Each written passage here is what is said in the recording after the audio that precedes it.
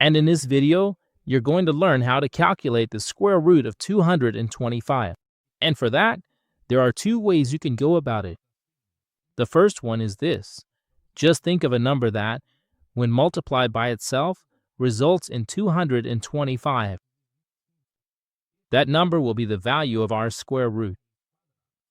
If you have trouble figuring out which number, when multiplied by itself, gives 225, we'll need to write 225 in its factored form. And 225 is the same as 3 times 75.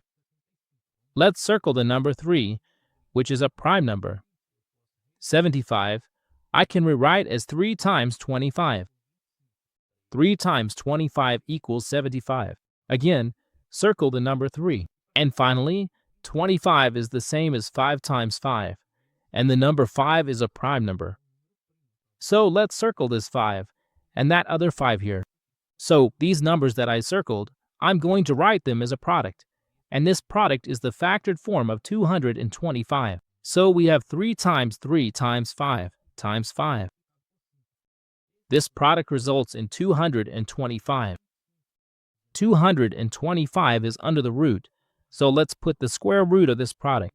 We're going to need to calculate the square root of this product, and this way, it becomes easy for us to calculate the square root, see, for every 2 identical factors.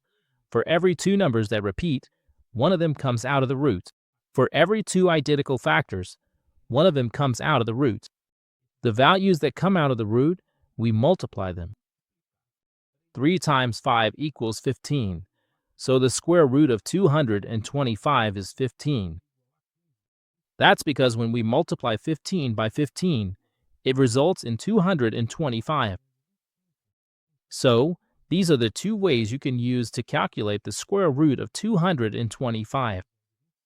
And if you enjoyed this video, go ahead and subscribe to our channel. And here at the end, I'll leave another video for you to watch.